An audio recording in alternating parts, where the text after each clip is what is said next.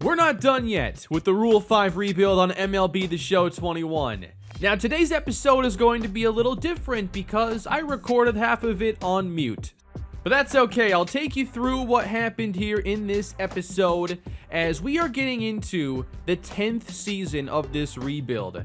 And with a few seasons in a row winning around 75 games or so, and having really good players but not taking that leap, I've been wondering how much longer to continue trying. We have some key players that I would like to see, their careers more in full, like Zach Veen, who has been at the major league level now for 9 years, and he's only 28 years old. So I'm really interested in where his stats could be by the end of it. But the main thing is I just want to see this team win. Is this possible? Is the Rule 5 rebuild doable? And I feel like we've developed a really good pitching staff. The bullpen's gotten better. It's just the offense has been very inconsistent, and there have been some breakouts and then some players who have been one-year wonders. We'll get into this offseason, though. We see that Garrett Cole and Mike Trout are the Hall of Fame inductees. Mike Trout, a 20-year career, 531 home runs. Then we get to free agency with Miami, which is getting more and more interesting because a lot of these players have been here for a long time. They obviously have gone through their 6 years of MLB service to be eligible for free agency. Here we have Nick Gonzalez after his season a year ago, looking for $15 million roughly on a one-year contract. We have Riley Thompson, who's coming off a career best season, one of the better strikeout seasons we've had for anybody in this series. So he's obviously looking for a pretty good contract. And it's actually gotten to the point now where I've had to pay attention to the contracts and the available budget. We're actually getting close to the max. But in most cases here, I wanted these players to return. It's not too difficult to pull off, and most of them are on one-year deals. In the case of Ed Howard, being that he's only 29 years old, I decided to give him a 3-year offer, but I gave out 1-year offers to basically everybody else because we don't have enough consistent players to me. And there were a few players I just had to let go, like Alika Williams. He's been regressing. He peaked like 5-6 seasons ago in the series. Here we have Jordan Brewer declining my deal to go to the Dodgers instead. A couple players didn't take the initial offers, but eventually we basically ended up with the same roster. So now we get to this new Rule 5 draft, and my main concern was just adding some young pitching and maybe some infielders. So we started off here. Adrian Trejo is our first pick in the Rule 5 draft. Then we go to the infield, and I targeted Mackenzie Clements, 74 overall switch hitter in the infield. Most teams are already done here in the Rule 5 draft, but I'm just getting started. Stephen Courtney, outfielder, 24 years old, again, B potential, high contact.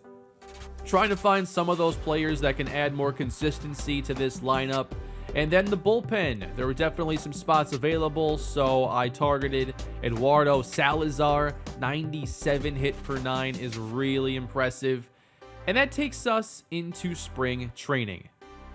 No major changes for this team, and the spring training is kind of an average one for us, going 10-13. We've actually had some really good spring trainings lately, so anything less than like a few games above 500, I'm not too impressed with.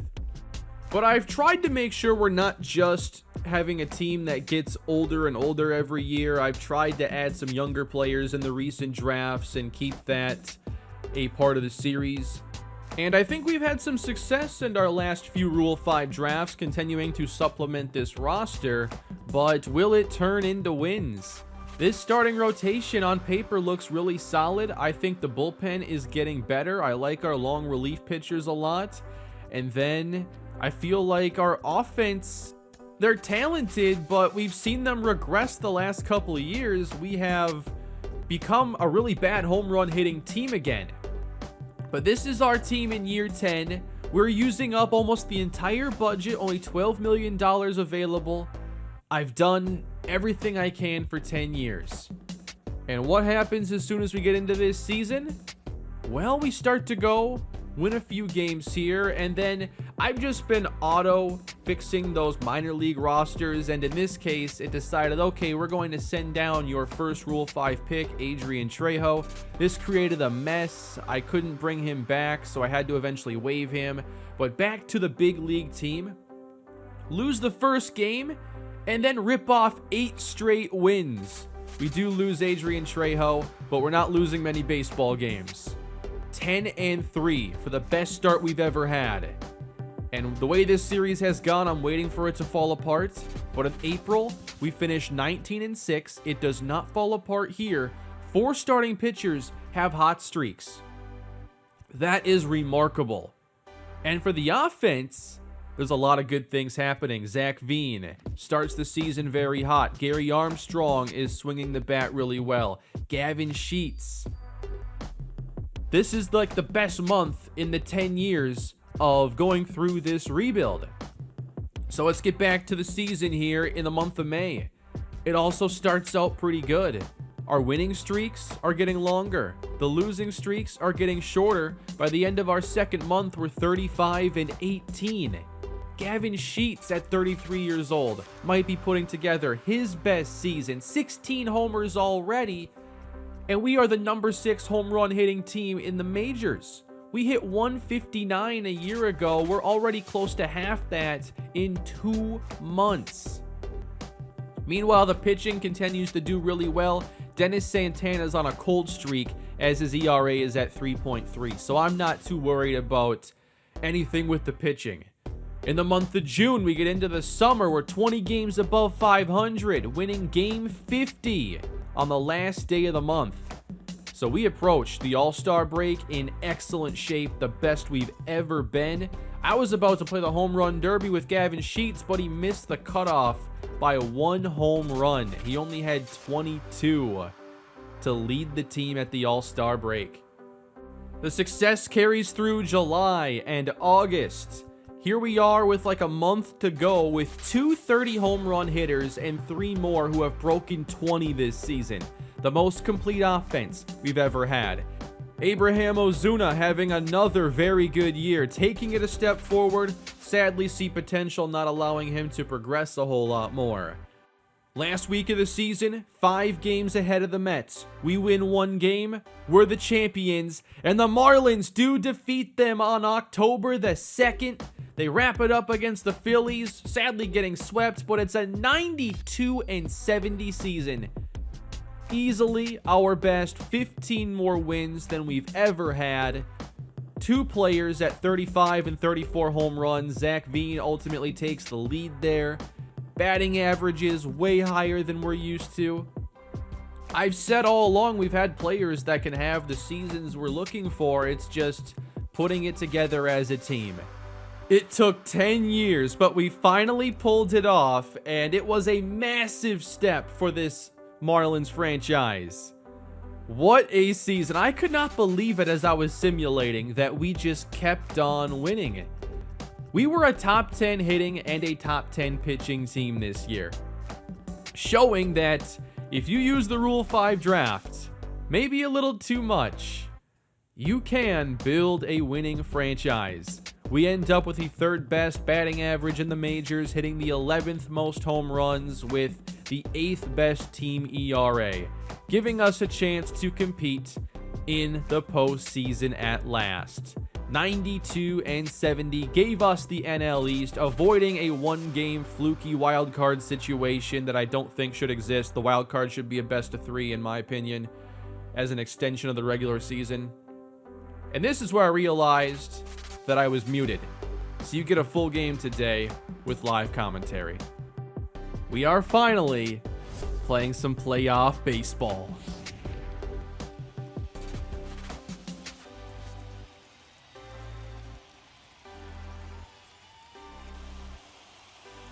Wow, I just realized that I've been muted this entire time. Just in time for the actual game at least. Wow. Well, I'll have to fix that. What an incredible season.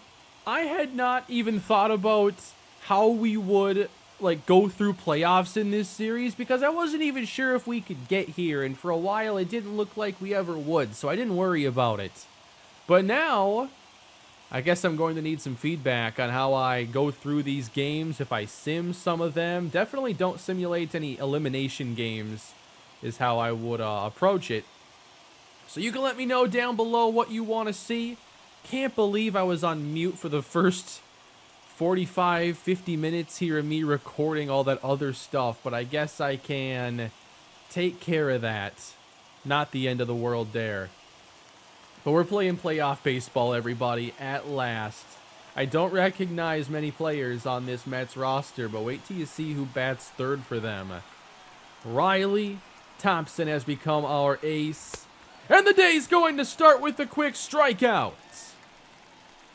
Gabriel Rodriguez, 332, 81 RBIs in the regular season.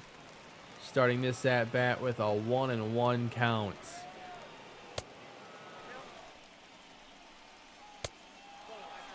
Just off the plate, apparently. And now 3-1. That one is in the air, left field. Gotta make sure we can get to it here. And that's going to be 2 down. And it's going to bring up Jason Dominguez, who's obviously one of the star prospects right now in real life with the New York Yankees. Well, now he's with the Mets. I'm sure Yankees fans are thrilled watching this. 1-2 now to Dominguez, looking for a 1-2-3 inning. Playoff baseball in Miami, and a base hit into right. Wow, Jared Walsh.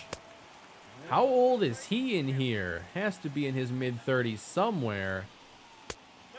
Missing inside. Don't want 2 on.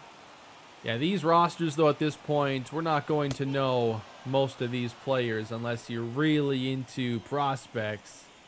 And even then, a lot of these players might just be, like, drafted in series at this point. But now we have 2 on, 2 down. First inning needs to end here. And it's not. Base hit left field. Speed flying around third base. And that is going to be a run for the Mets.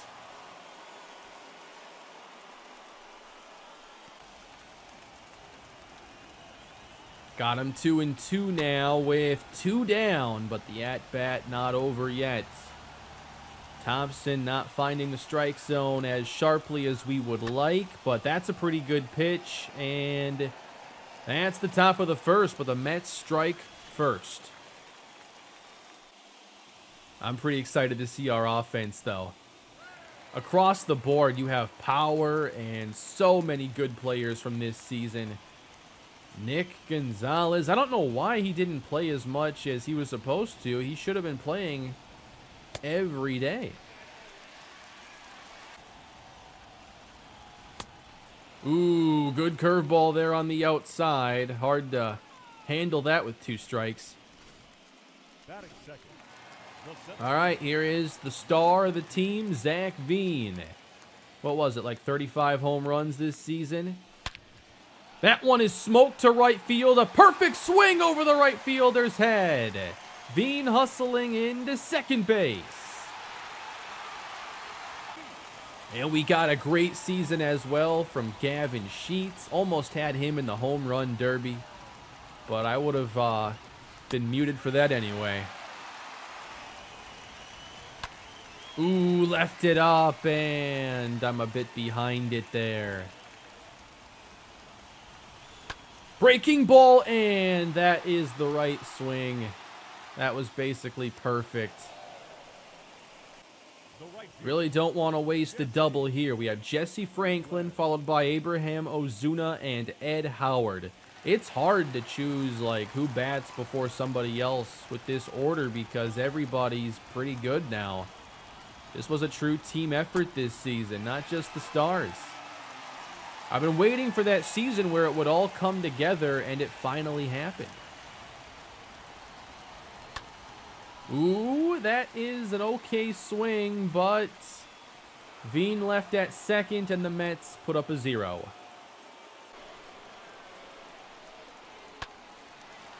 Wow, and the second opens with a Mets single. Not how I expected this to open for Riley Thompson.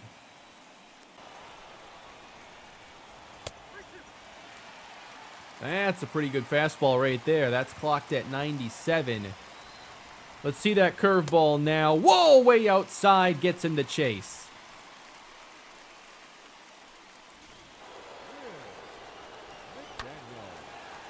Wow, that's almost down the line, and that would have brought home the second run for the Mets. 2 down.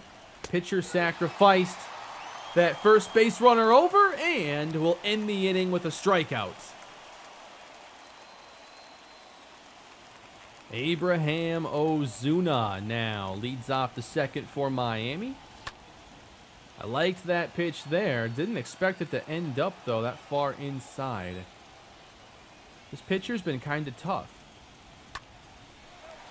Ground ball first base.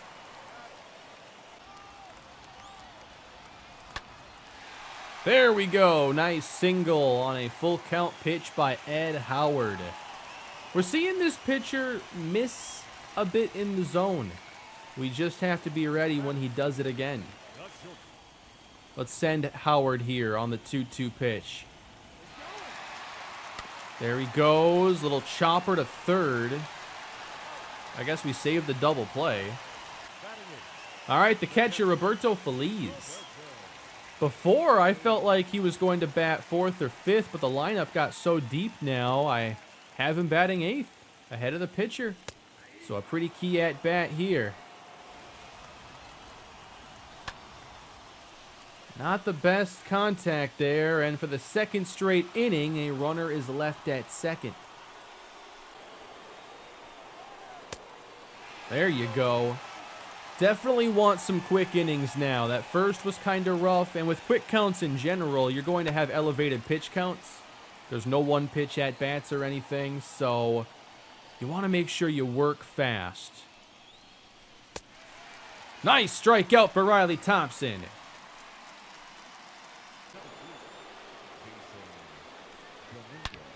Uh-oh, he missed up in the zone. Dominguez, right center, gone! Jason Dominguez, solo homer, and the Mets take a 2-0 lead.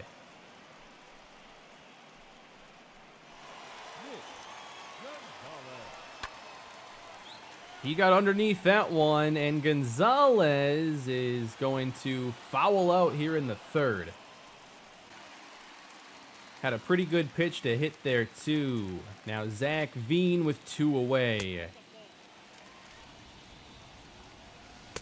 Ooh, that's a good curveball. He's located that really well and hasn't used it too much. I really like hitting curveballs, but a lot of pitchers I'll face end up throwing it so much that I can just sit on it, and eventually it's not going to go where they want it to, and then it goes where I want it to. So we're 2-0 here going into the fourth inning, and Thompson has kind of settled things down. Pitch count in the low 50s. If this were to keep up, I think he can make it through 6.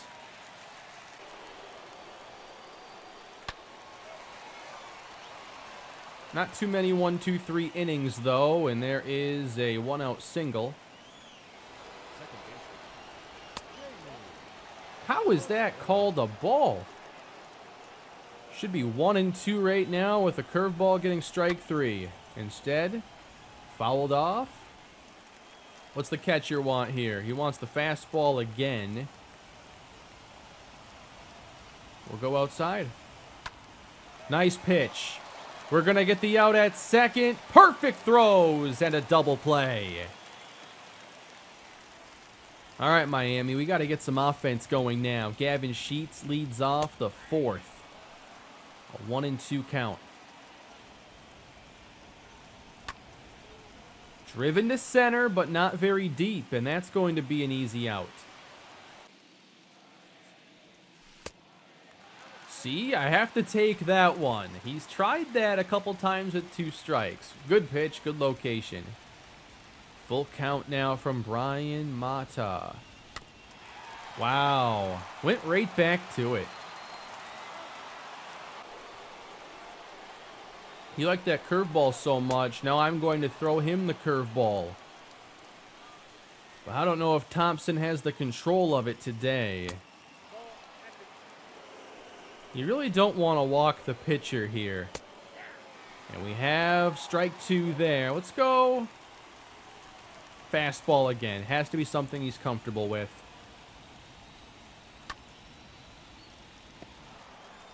All right, we'll try the changeup now. 3-2. Nicely done.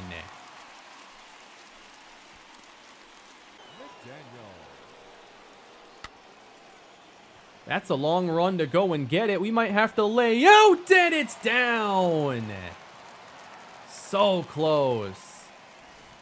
I don't see too many bloopers fall in this game. That's not contact that I've seen in a while. So he's had to deal with base runners all day. Ooh, the bouncer right side. Going to need to be quick here, and we're not, so Dominguez gets a chance. 2-2. Big at bat. Here's the curveball. And it's a tapper up the middle, and the shortstop's going to handle this one. Still 2-0.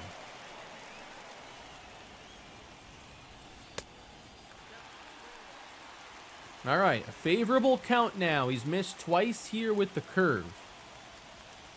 Want to get that leadoff man aboard again and try to get our first run. Went after ball 4. The high fastball will never not look hittable. We're taking that curveball. Gary Armstrong now, the breakout shortstop. Ooh, I'm way ahead of that. We got Armstrong back in the year 7 Rule 5 draft, so it's been 4 years for him developing on this team. 1-2. Ooh, I don't know how we hit that. I might have Howard take off again. We've been in this situation already. Don't like it, and it's too high, and Howard would have been safe likely anyway.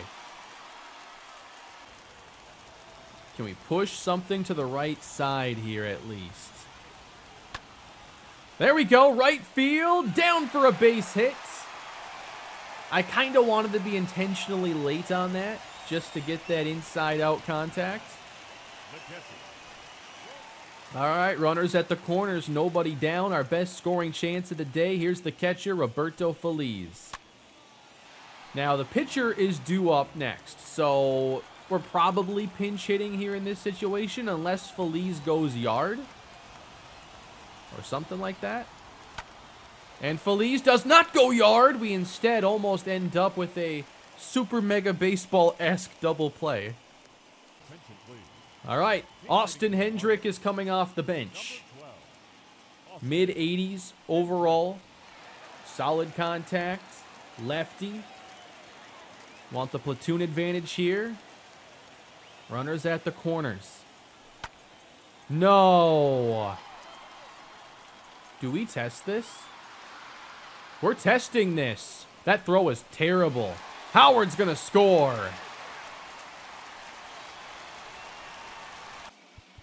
All right, so that move is going to force us to our bullpen where Jose Ojeda will take the mound. How about these numbers? It's just his second season on the team. 126 innings, 10 wins out of the bullpen, 17 holds. I think we can count on him, hopefully, for 2 innings here. Or until his next chance to hit. And we're going to start it out here, looks like with a walk. Sometimes quick counts puts you into that tough spot immediately without a chance to work on your pitches or anything. Left center, hit fairly well. Veen over to get it. Here we go again, 3-1. Just kind of bad luck, I suppose. 3-2. I say we go back to that sinker, try to get it hit on the ground. And there it is, right back up the middle. Armstrong, Howard to Gavin Sheets. Bottom 6. Probably the final inning for Brian Mata, but it's been a solid outing for him. Haven't been able to hit him consistently. But Zach Veen had the best contact so far. No, I was late on that, but it might fall in. Ended up staying in the air way too long. All right, Gavin Sheets is going to draw the walk now, and here comes the manager to make a pitching change. Ethan Avanco. So we got the lefty coming in now. And Jesse Franklin, I think, hits lefties fairly well. That's about the latest I've been on a swing today. Got a bit more velo. That one's low, so we have another chance here.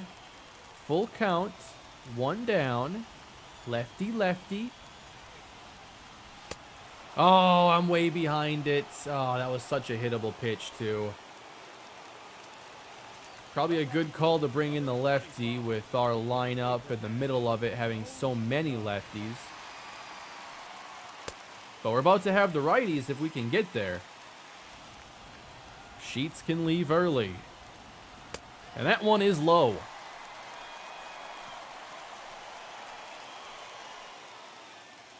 Ed Howard drove in 76. It would take something in the gap or down the line to score a run here. Sheets doesn't have great speed at second. Wow, circle change. Yeah, that's a big drop off from the fastball. Just 3 hits for Miami. I think we have like the same amount of walks in this game. So just trying to keep it 2-1 and hoping we can get a solo home run or a 2-run shot to go our way. 3-2. They're calling for the slider. Nice location. We've kept the ball on the ground for much of the day.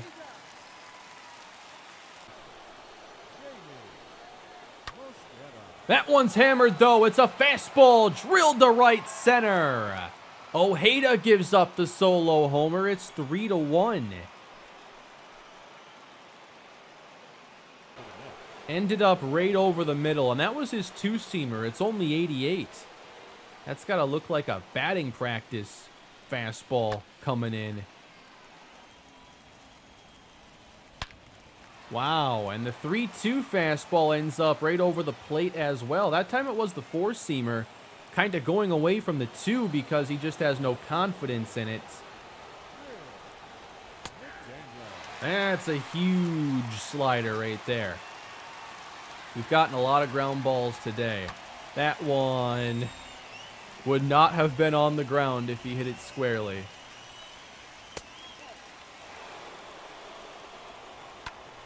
On the ground. Here we go again, getting out of the inning. Running out of outs here. We're down by 2, going bottom 8. We're back to the top of the order. This is a big inning. We have our best hitters due up. Got to make it count. That one left up a bit above the strike zone, but we just have not had good contact today. This is where you want your best players to step up and change the game. Well, here is Zach Veen's likely last opportunity. 1-2.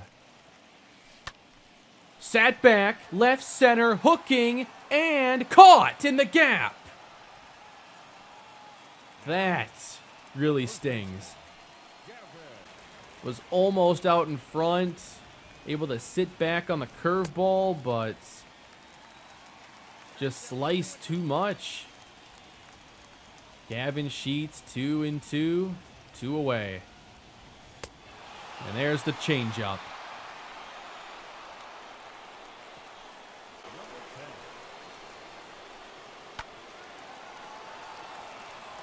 No damage in the 9th by New York. They get 3 runs. That's a winning day for our pitching staff. But the offense hasn't done their part. And here's the closer, Sean Reed Foley.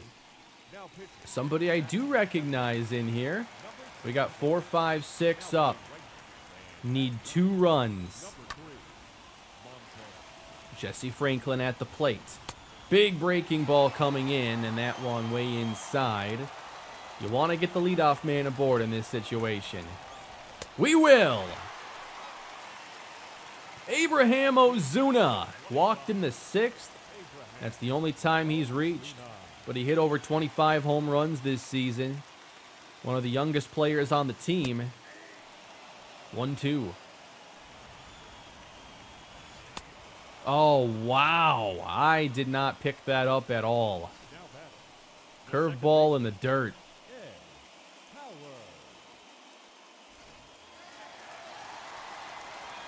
And here is Ed Howard after a bad strikeout. 1-2. Breaking ball, left center. That one is not going to be caught. Howard's going to go to second. Franklin rounds, he's heading home, and then everybody is going to make it 2-1. Miami needs one more.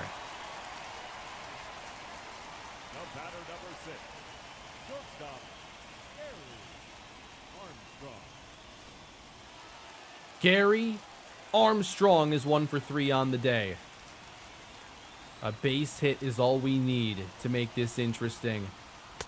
Way outside, 2-1. Ooh, challenged inside. I've been late on these fastballs now. I gotta be a bit ready. 2-2. Way up there, and a full count. Roberto Feliz is on deck. Wow, took it on the corner. A perfect pitch. But it tends to be a bit more 50-50. 2 on for Feliz. Gotta get this one out of the infield.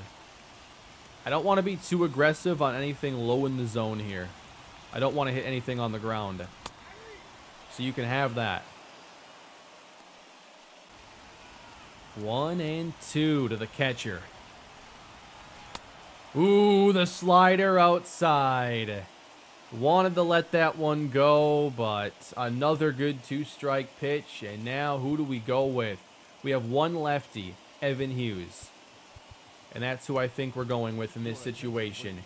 89 plate vision. Evan Hughes, when did we get him in this series? The year 7 Rule 5 draft.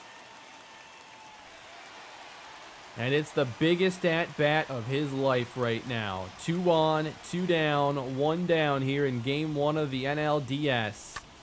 And it's drilled to center. Where's it going to end up? It ends the game. Got a good pitch, let it rip, just doesn't go our way, and the Mets take Game 1. But we have more playoff action to go through here with the Marlins, and definitely I want to get through more than just a single game in an episode. So let me know what you'd like for the episode presentation. I'm thinking that a couple player lock games wouldn't be bad. Like player lock as opposed to actually simulating the game. And then, obviously, if there's an elimination game, I just play it out like this. But now, Mets 2 games away from taking this one. That's a good start. Next time, JT Ginn takes the mound as the NLDS continues here in Season 10 of the Rule 5 rebuild. Please leave your feedback down below. Leave a like if you had fun with this episode, and subscribe to the channel. And we'll see where this goes for Miami. Have a great day, everybody.